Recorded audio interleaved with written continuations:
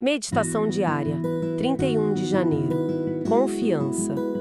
Só por hoje terei fé em alguém, de NA, que acredita em mim e quer ajudar na minha recuperação. Texto básico, página 103. Aprender a confiar é uma proposta arriscada. Nossa experiência passada como adictos na ativa nos ensinou que as pessoas com quem andávamos não eram confiáveis. Acima de tudo, não podíamos confiar em nós mesmos. Agora que estamos em recuperação, a confiança é essencial. Precisamos de algo para nos apegar, acreditar e nos dar esperança em nossa recuperação. Para alguns de nós, a primeira coisa em que podemos confiar são as partilhas dos outros companheiros nas reuniões. Sentimos verdade em suas palavras. Quando encontramos alguém em quem podemos confiar, fica mais fácil pedir ajuda. Quando passamos a confiar em sua recuperação, aprendemos a confiar na nossa. Só por hoje, decidirei confiar em alguém. Agirei movido por essa confiança. Ok,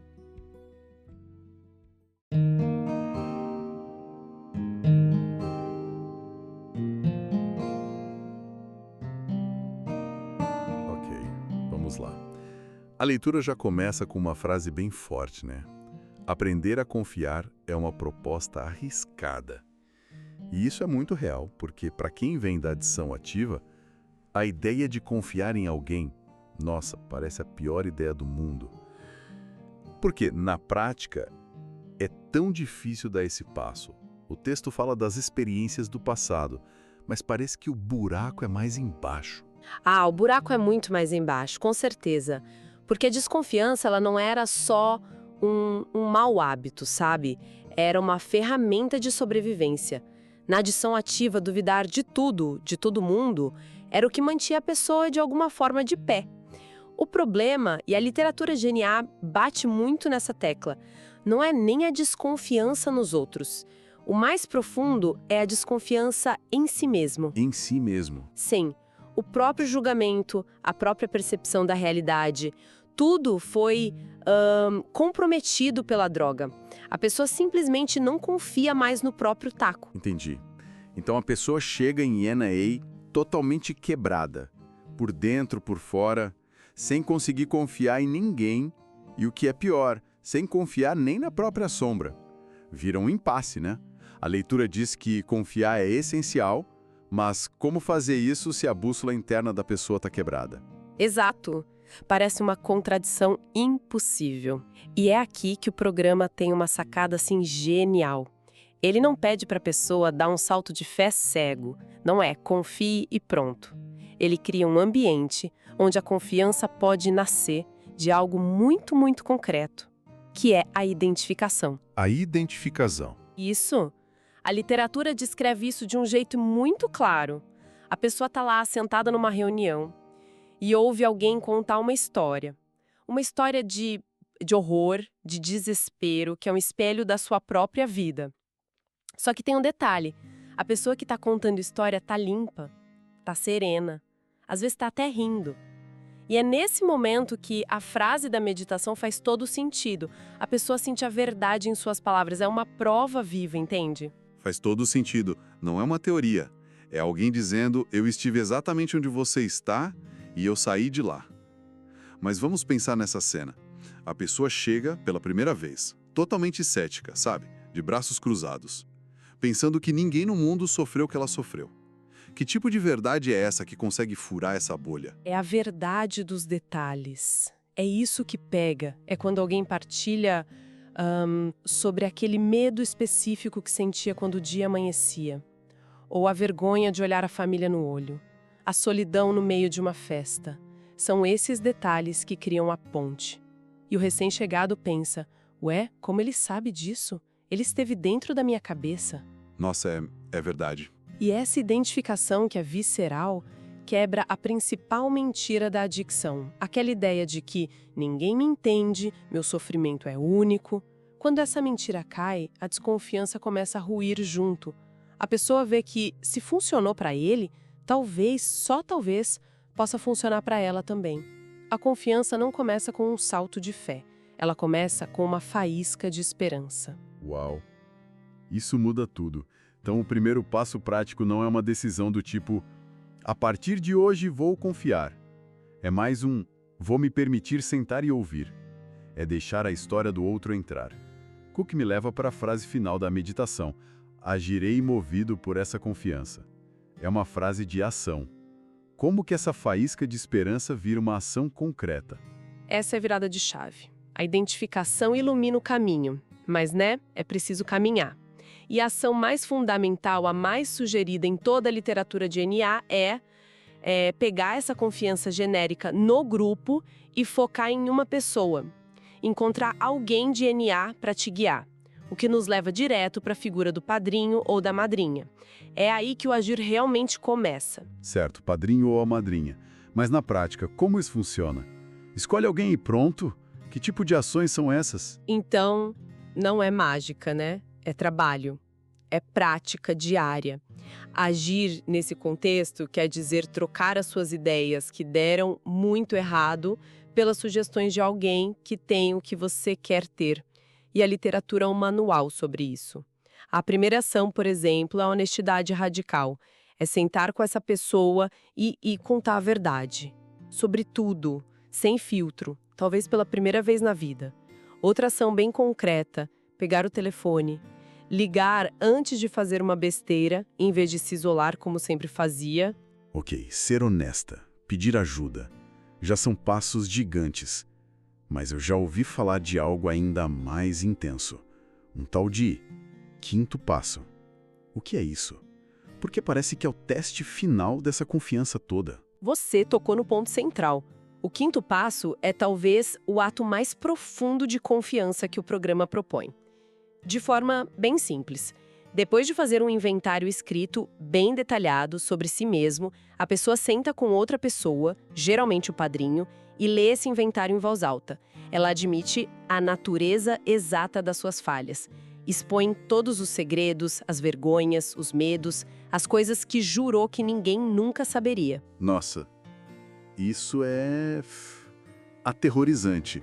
É literalmente entregar o seu pior lado na mão de outra pessoa. O medo de ser julgada, de a pessoa te olhar com nojo, de ser rejeitada, deve ser paralisante. Como alguém consegue fazer isso? E o que acontece depois? É paralisante, sim. Mas todo o programa é construído para levar a pessoa até esse ponto e dar o suporte necessário. E o que acontece depois é o que cimenta a confiança para a vida toda. A literatura descreve esse momento de uma forma linda. Ao partilhar tudo aquilo, a pessoa não encontra julgamento.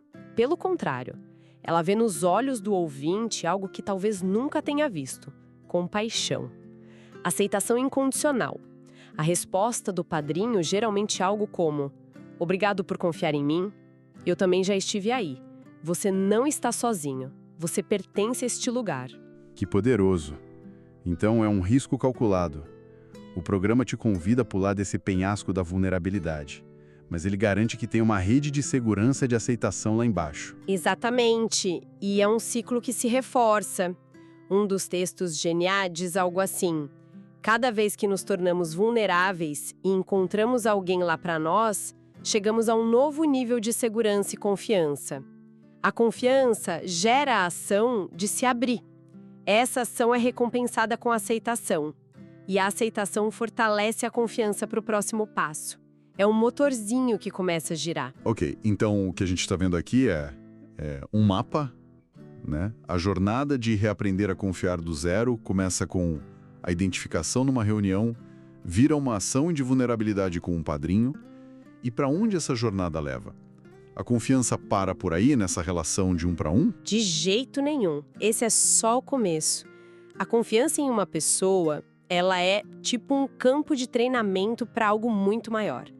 O programa usa a confiança interpessoal, algo que a gente pode tocar, sentir, como uma ponte para a fé, que é mais abstrata. O padrinho se torna a prova viva de que confiar em algo fora de si mesmo funciona. É um design, sei lá, de engenharia espiritual. Engenharia espiritual. Gostei disso. Mas essa ponte, ela não parece um pouco frágil? Afinal, a gente está falando de confiar em pessoas. E pessoas são pessoas. Elas falham, erram, decepcionam. E se o padrinho, essa pessoa em quem o adicto depositou tudo, comete um erro, isso não joga tudo por água abaixo? A pessoa não volta pro "eu sabia, não dá para confiar em ninguém"? Crucial. E a literatura de NA é muito pé no chão sobre isso. Não existe essa ilusão de perfeição, pelo contrário. Tem uma citação num dos livros que é muito forte, diz algo como: as nossas vidas estão em jogo e a única maneira de nos manter limpos é confiar neste pessoal bem intencionado que, admitimos, não é perfeito. A grande virada de chave, sabe? É entender que a confiança não é na perfeição do indivíduo. A confiança é nos princípios do programa que aquela pessoa representa. E o que isso quer dizer na prática? Quer dizer que mesmo que um padrinho falhe, os 12 passos não falham. A irmandade como um todo, a experiência coletiva de recuperação, isso não falha. A confiança se expande da pessoa para o processo. A pessoa aprende a confiar que, seguindo o caminho, as coisas melhoram, mesmo que ainda doa. E aprende a confiar que não precisa mais passar por nada sozinha. O padrinho é o primeiro guia, não o destino final. Caramba! Então a confiança não é um interruptor que você liga ou desliga. É mais como um músculo. Você começa levantando um peso pequeno. Tipo, acreditar por 5 minutos na partilha de alguém. Depois, arrisca um peso maior, como ligar para o padrinho. E com o tempo, com a prática, esse músculo fica forte. Forte o suficiente para sustentar o peso da vida e até de um poder superior. Analogia perfeita, é exatamente isso. E essa ideia volta para o coração da meditação de hoje. A simplicidade do só por hoje. O texto não diz só por hoje terei uma confiança perfeita. Ele diz decidirei confiar e agirei movido por essa confiança. É uma decisão e uma ação, renovadas a cada 24 horas. A recuperação vira um campo de treinamento diário para esse músculo. Não é um grande salto no abismo.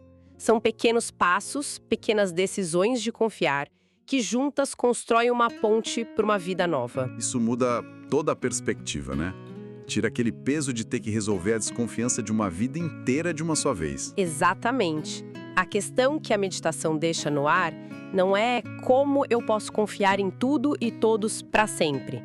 A questão é muito mais simples e muito mais poderosa. Qual é o menor risco, a mais simples ação baseada em confiança que pode ser praticada hoje, agora, para fortalecer a própria recuperação. Queridos ouvintes, ficamos por aqui. Lembrem-se, mais será revelado. Tamo junto. Só por hoje. Funciona.